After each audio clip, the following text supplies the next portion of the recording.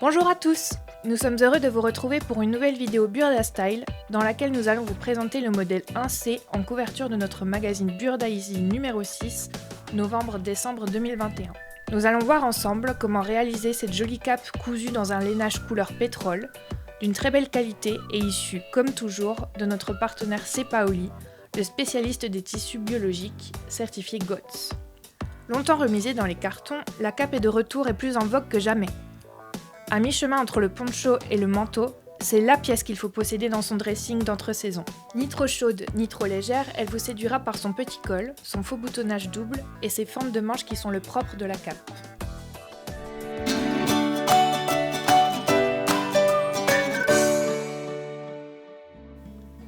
Côté fourniture, il vous faudra du fil assorti à votre tissu, des épingles, une aiguille pour machine à coudre, une aiguille pour coudre à la main, des ciseaux de couture, un mètre ruban, une craie ou crayon tailleur, un stylo, une règle, une roulette à patron et du papier carbone Burda, ainsi que de l'entoilage, des boutons et boutons pression à coudre. Pensez aussi à bien prendre vos mesures et comparez-les avec celles du tableau qui se trouve dans votre magazine. Elles vous permettront de définir la taille qui vous correspondra parfaitement. Décalquez ou découpez ensuite les pièces 1 à 5 de la planche à patron numéro 1 et disposez-les sur le tissu suivant le plan de coupe. Reportez le contour des pièces et ajoutez les surplus de couture définis dans les explications du modèle, ainsi que tous les repères indispensables à sa réalisation. Pour reporter les repères et lignes de couture sur la partie opposée du tissu, j'utilise la roulette avec le papier carbone. Avant d'enlever les épingles de mes pièces coupées, je positionne délicatement le papier sous le tissu, puis passe la roulette le long du patron et sur les repères. Vous trouverez plus de détails sur la notice du papier carbone. J'ai déjà entoilé les pièces 3, 4 et 5, comme indiqué dans les explications de votre magazine. Pour les coutures, j'utilise la machine à coudre Excellence 580+, de la marque Elna. Et pour les bords surfilés, la surjeteuse Elna Extend 864R. Il est plus aisé de surfiler certains bords avant de commencer à les assembler. C'est pourquoi j'ai déjà surfilé les surplus épaules, côtés, du dos et des devants. Je commence par les coutures de côté. Je pose les devants sur le dos, endroit contre endroit, et épingle les coutures de côté. J'assemble les surplus à partir du chiffre 1, en soutenant légèrement l'épaule du dos, puis je m'arrête au premier repère en faisant un point d'arrêt. Je me positionne ensuite au second repère et pique la couture jusqu'au bord inférieur, en faisant là aussi un point d'arrêt aux extrémités des coutures.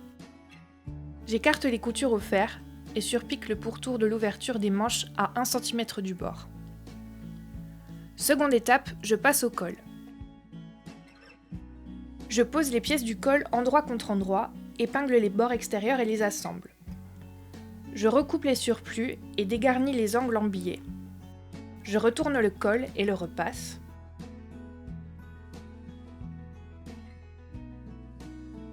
J'épingle les bords ouverts ensemble et les pose sur le bord de l'encolure, entre les chiffres 2.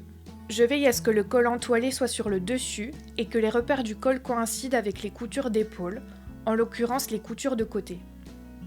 J'épingle, mais vous pouvez bâtir, puis assemble les surplus. Ensuite, je m'attaque aux parmentures.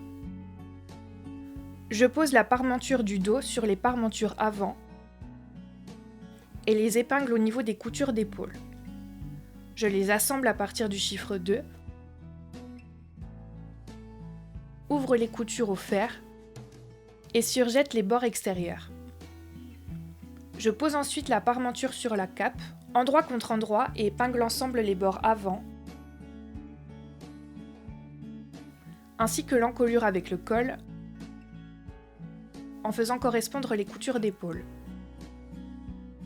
J'assemble les surplus et pique également le bord inférieur de la parmenture sur l'ourlet de la cape. Je recoupe les surplus et les entaille au niveau des arrondis, jusqu'au ras de la couture. Je dégarnis les angles en biais et recoupe aussi le surplus d'ourlet, en m'arrêtant à environ 2 cm du bord extérieur de la parmenture. Je surjette le surplus d'ourlet, puis retourne la parmenture vers l'intérieur. Je plie le surplus d'ourlet vers l'intérieur tout en le repassant. Je repasse également les bords avant et la couture d'encolure. J'épingle les bords, bâtissez cette opération si vous le souhaitez, puis les surpique à 7 mm. J'épingle l'ourlet et le surpique à 2,5 cm du bord. Je fixe le bord surjeté de la parmenture au surplus d'ourlet et de couture d'épaule avec quelques points faits à la main. Dernière étape, je finis par les boutons. Pour cela, je mesure la distance entre la croix du patron et la taille 34, et je reporte cette distance sur la cape.